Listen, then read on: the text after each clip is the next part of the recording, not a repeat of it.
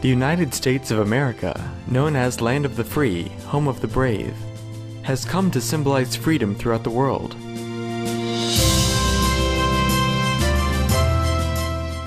People from all nations and from all walks of life have called the United States home.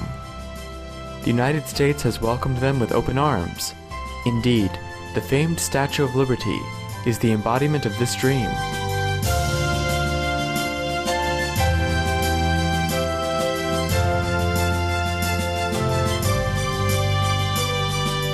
In New York's public education system alone, its student body represents 145 countries.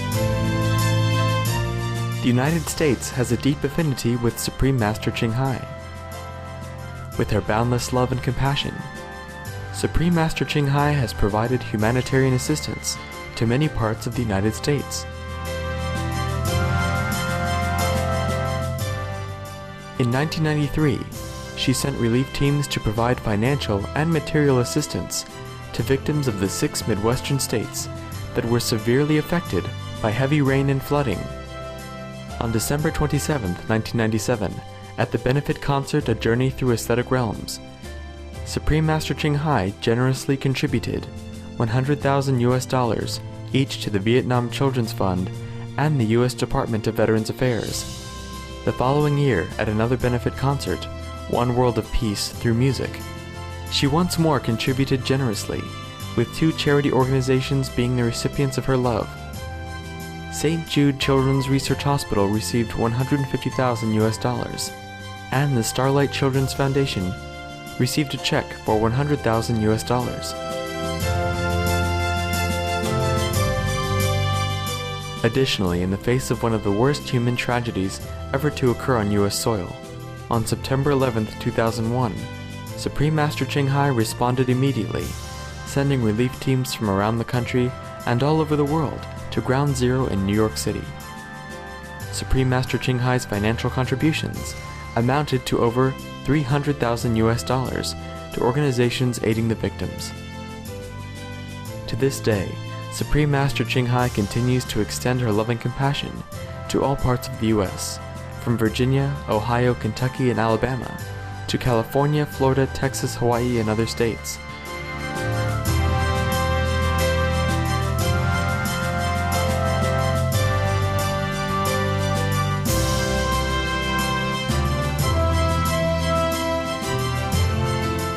We now invite you to listen to the following lecture by Supreme Master Ching Hai entitled, We Must Find Our Real Self, given on April 3, 1993 in Los Angeles, California, USA.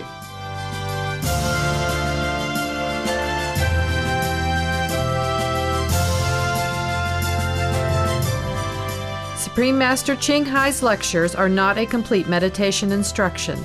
Please do not try alone. For free of charge guidance, please visit www.godsdirectcontact.org or contact any of our centers near you. Enlightenment immediately is no big deal. Just a know-how, just like everything else in life. If we know how to operate a very complicated computer, it's very easy. For a layman, it's almost impossible. Immediate enlightenment, since ancient times, people already experienced. More so in this century, because the media, the communication system are great. Therefore, we have all the good news available to mankind at large. Why is it so easy to get enlightenment? It is because our nature is enlightenment. Because we are wisdom, we are great. Therefore, it is said that God made man in his own image. Therefore, it is said that the Buddha and all sentient beings are equal. But the difference is that the Buddha knows it, knows his treasure, knows his wisdom, and can make use of it, and the other sentient beings do not know or have not yet come to know. So if a sentient being knows these things, then he is immediately merging within his own greatness or the Buddha nature. And then he will realize immediately or sooner or later how great he is, that he and the Father are one, then he is the Buddha. Somebody asked me, what's the difference between a God and a Buddha? Is there any difference? I say yes and no. Because all things come from God. This is the source of all beings. This is our own nature, the original source before we were born into this physical world. Actually, we were never born. We were never born at all. It's just a different room that we have stepped in. Just like the story I have narrated before about our disciple who were first in the dark world and then came out into the light world, which is only one door apart. The Buddha is the God power that's manifested into a shape in order to guide us into the light. Jesus is also the same. He is a manifestation of God power on earth in order to remind us that we can be the same. Jesus and Buddha did not come here to make us worship them or to enjoy our glorification for them. They came here to show us that we can be the same, that we can be connected with God and be great as Buddha and Jesus. And we can walk back into the light where we have come from and not be deluded by this shadow of the real world, but that poor copy of the real things. I have made an example of a very beautiful girl, Miss Universe, for example. She would probably stand inside a room somewhere, and the light was behind her, and her shadow was on the floor. And someone was outside the room, just saw only the shadow and not the beautiful girl. Now, if he looked at the shadow, of course, it is kind of tortured and not beautiful. But even then, it probably seems beautiful enough.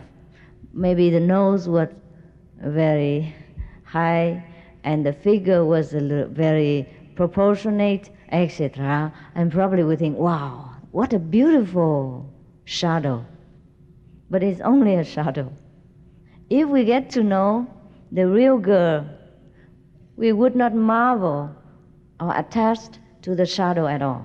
And we would think, wow, this is truly what it should be.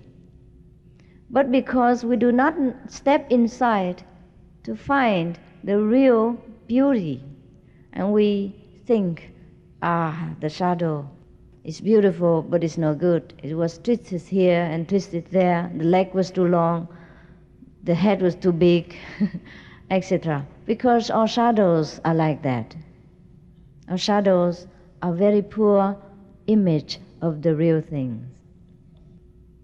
Therefore, we don't need to change the world, because the world is only a shadow of the real thing. If we get to know the real one, then we do not care about the copy, about the shadow. That's how we gain detachment to the world. That's how we will be truly happy, because we discover something precious and real.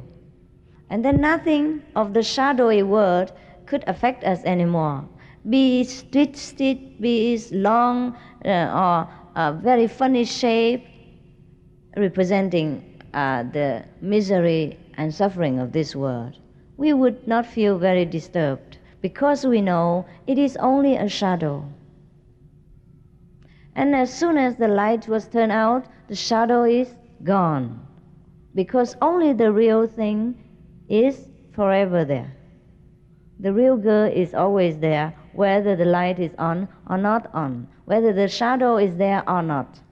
Therefore, God nature, the kingdom of God within, the real world, exists all the time, eternally.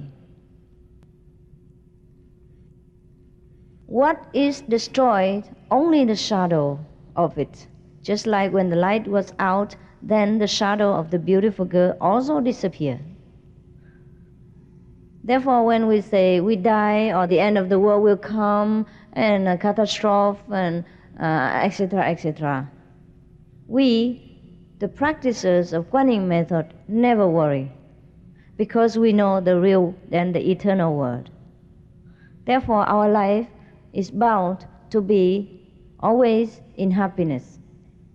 Even though we apparently show some kind of emotion, but that is only the waves on the sea surface. It's not the whole sea. And soon the waves will subside and go back into the sea, all tranquil, all great. Therefore, if we want to find true happiness in life, we should turn inward, walk through that door that separates between the shadowy world and the real world. The door is here. We call that heavenly gate, or the wisdom eye, or the gate to nirvana, whatever you wish. We walk through that gate and we leave everything behind. Everything that is unsatisfactory, everything that is false, illusory, and cause unhappiness. Then we always know what true happiness is. Even if we do not search for the heaven, or even if we do not believe in heaven, at least our life here on earth would be very smooth, content, and happy the way it should be. The world is full of suffering. It is not God's making. It is not the Lord of Karma who makes trouble, as we have learned to know. It is not the law of cause or retribution that make us reap what we sow. It is our own ignorance of the real world that brings us all kind of unhappiness. We keep chasing the shadow and wanting it to be straight, to be more full, to be more beautiful, to be more proportionate. But it is only a shadow. If we get to know the real person, we care not what the shadow looks like. Similarly, if we know the real world, how beautiful, how eternal, how free of every disaster and suffering, we care not whether this ephemeral drama is going on in which way, because we know it is a distorted picture, projection of the real and beautiful world. Therefore, whatever it looks like, it doesn't concern us that much. But if we do not know, of course we always attach ourselves to the shadow and wanting it to be this and that and other, which is impossible. The shadow may be straight, may be bended, may be twisted, may be long, may be short, according to the situation of the light that is behind the real object, or above the real object, which is not important anyhow, because the shadow is only a shadow. That's why it is ephemeral. That's why it is illusory. And it should be so. So there's nothing big deal about the world about our life, about our body, whether it stays here or it disappears one day at death. Because we could create plenty more. And the shadow may be short today, long tomorrow, but our body still remains the same, and that is important.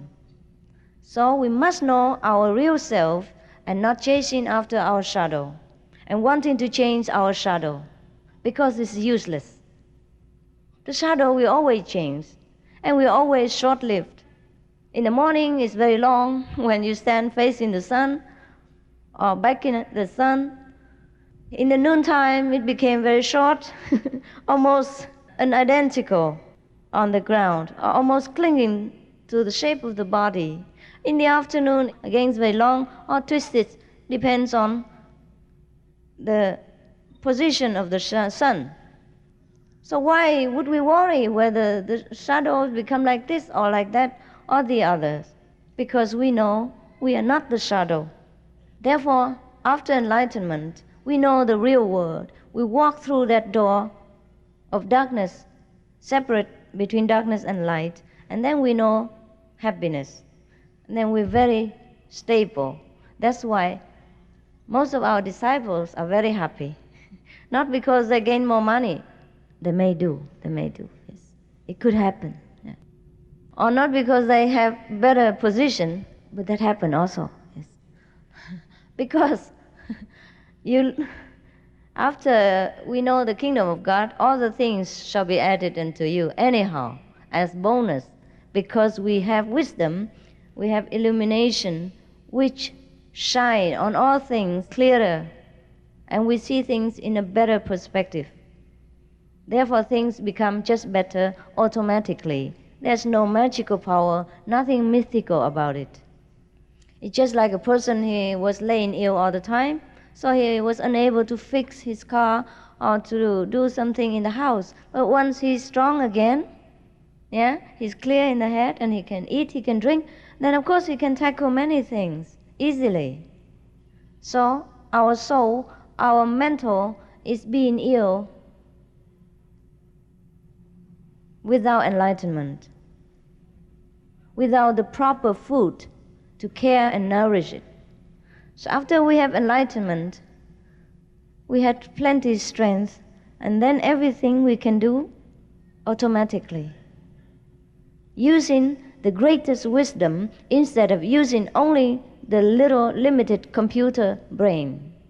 Therefore, of course, everything will be better. Our life will become brighter, happier, and everything we do will be smoother.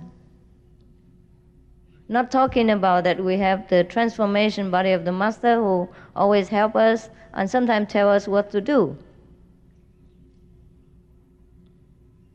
If we are not yet reached the higher state of realization and not in possession of our whole wisdom. So we cannot be anything but happy. We can't escape from happiness.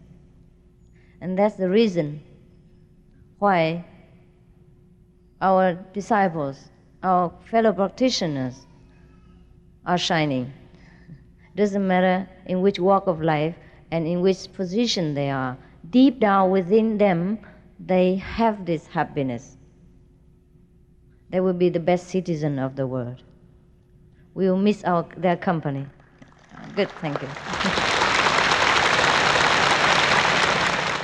So, whether we want to go to heaven or we just want to be a good citizen of the world, enlightenment is a must, because it is our birthright, our possession.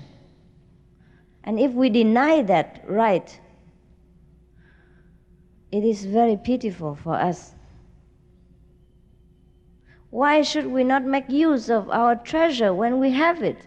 And instead of going out begging for a morsel or two of food on the street, if we have the treasure, great treasure, limitless, why don't we make use of it? And it is so easy. It's not that we have to go on begging for something or do something about it. Just sit at home. And then we have everything. Therefore, we invite you to know yourself. We invite you to return to your own greatness in order to bless yourself, bless the world, bless the hell people, and ascend to a higher level of world, higher level of consciousness when we finish our duty on earth. That we can do easily through a definite method. And thousands, millions, trillions of people have already tried and have succeeded. So you may also try. Even children can do it. No one would be denied of this privilege. And I'm always there for your convenience and for anything you need at all.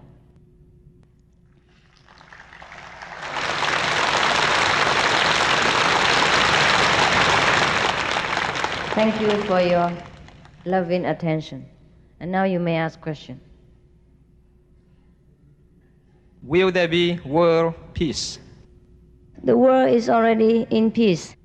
We are not at peace.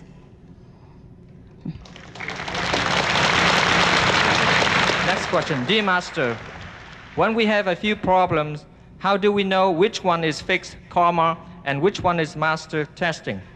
Which one is priority? Which one is bad karma and which one is testing, right?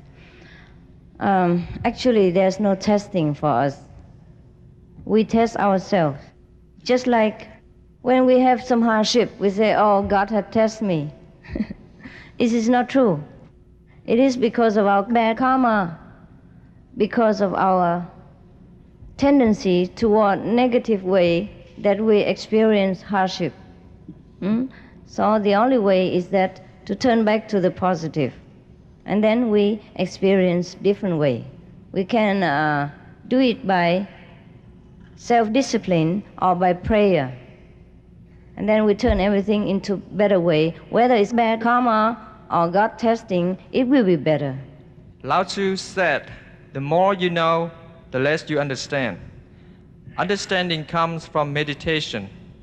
Do we need to continue reading scripture to collect more knowledge?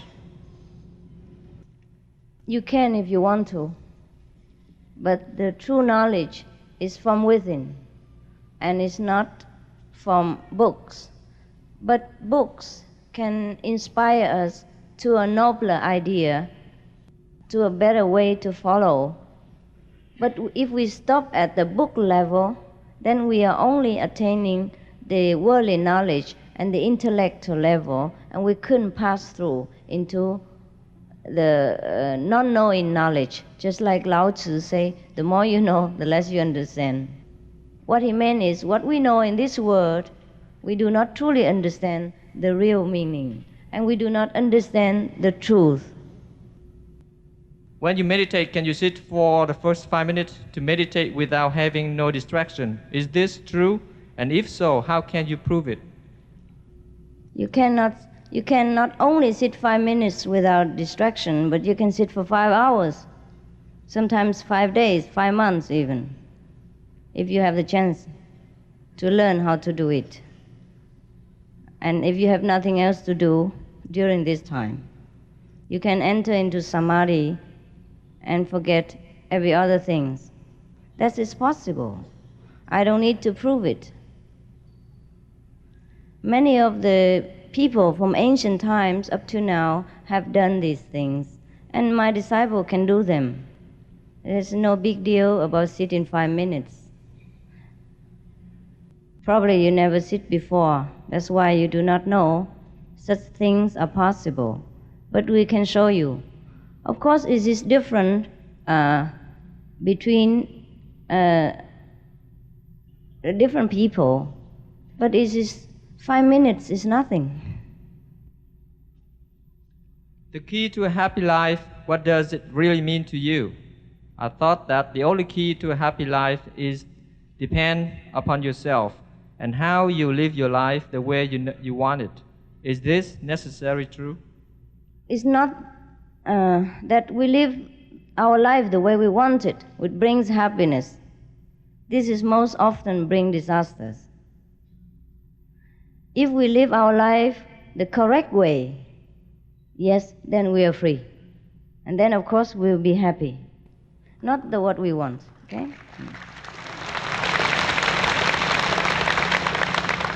In everything, there is some judgment and some kind of definite way. For example, we say, I have a car, I can drive anywhere I want. That will bring problems. But if we drive within the proper road and with the proper attention, then of course we'll be in our destination very fast. If we run all over places, we'll bring trouble to ourselves, even though we call that freedom. Freedom without discipline will bring disaster. And the way many of us lead our life brings misery, as you see all around you. Therefore, there is a definite way to lead our lives in order to have true and lasting happiness. That is the life of a gentleman.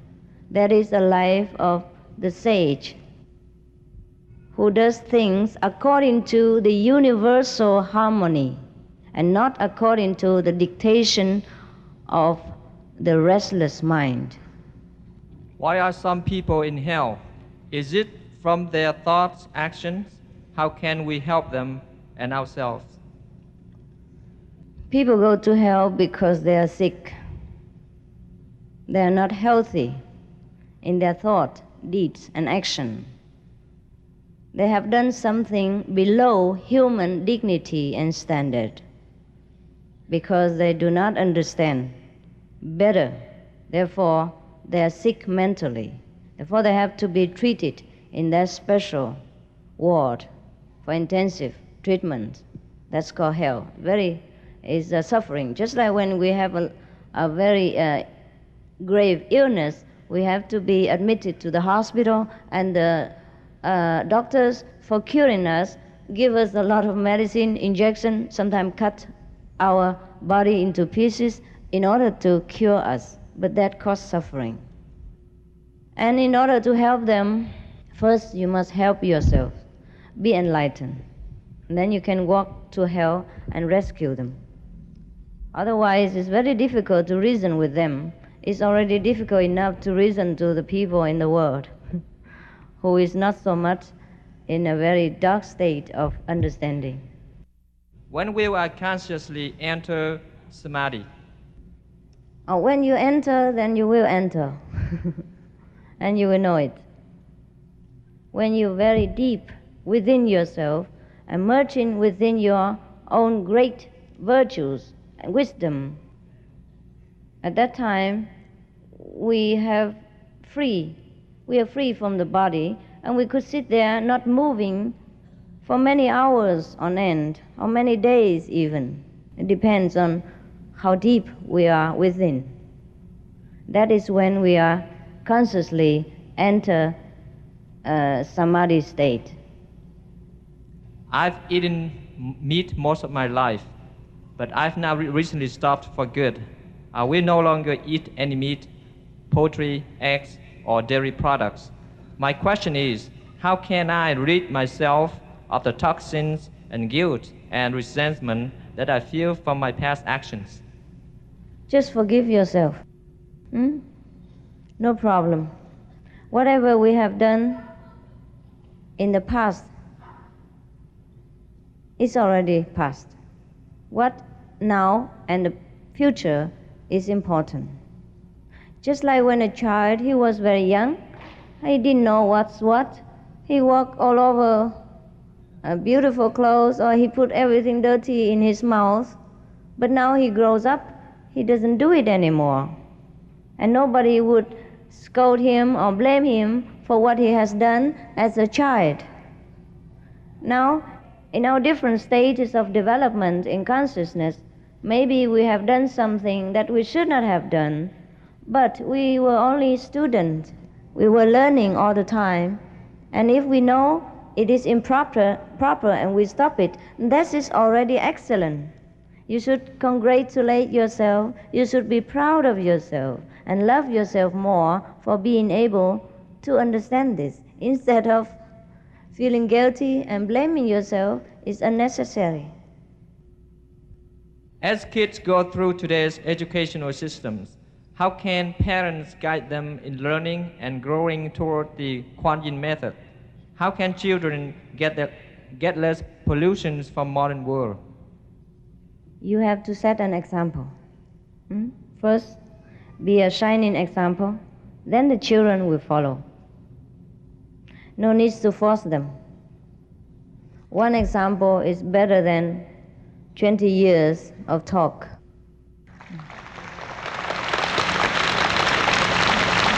Is being ambitious wrong or bad? No, it's not bad, it's not wrong. It's wrong to be wishing unsuccessful life, because God has placed us here to do something.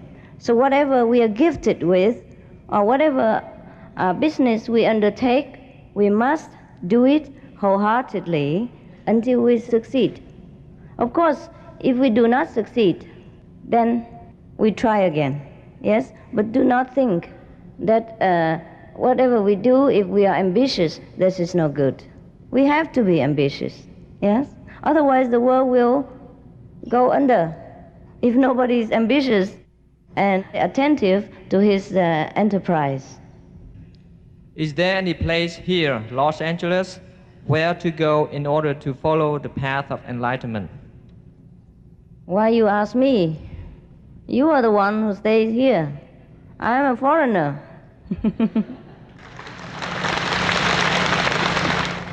If you want to join us, then of course we have a place here in Los Angeles, and after initiation you could go there for more information or meditating together.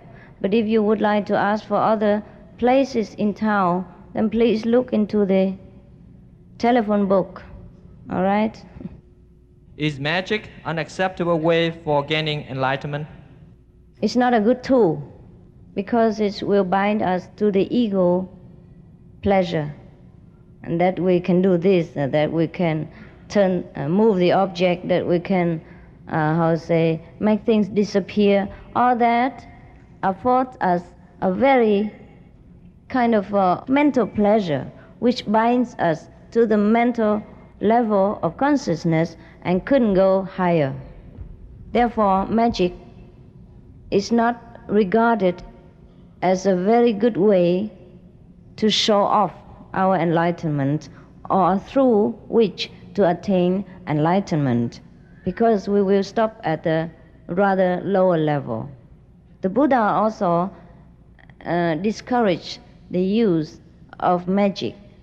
That's why he has often told his disciple not to use magical power. But one of his disciples, being too proud of his achievement in magical field, often make use of them, and so ended in a very tragic death.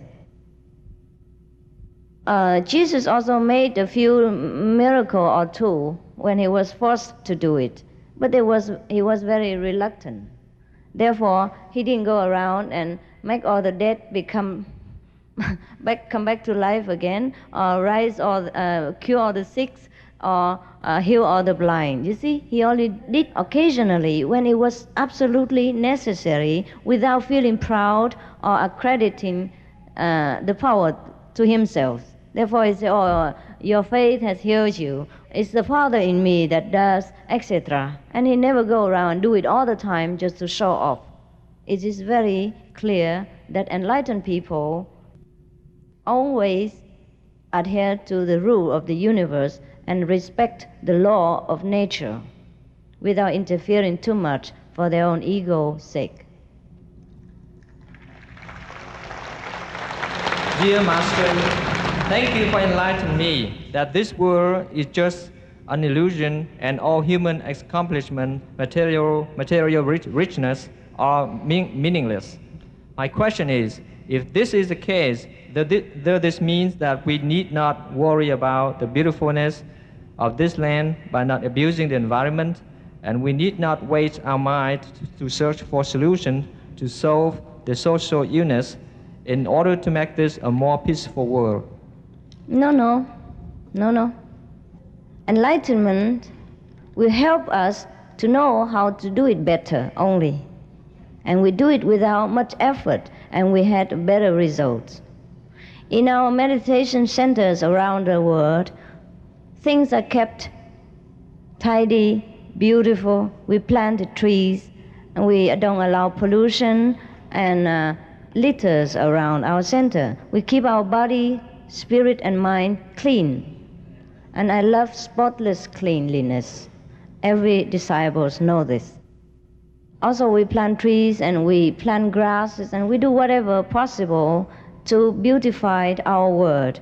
I told the disciple they can beautify their body also to make them having a little bit more happy face. And if they have beautiful clothes, they can wear them. I didn't tell them to go in rags or to eat grass instead of go to work. It is not true. We are very practical, but in a very enlightened way. Therefore, we do things better, we are more beautiful, and we enjoy the world, but we are not attached to the world. We do things better than before.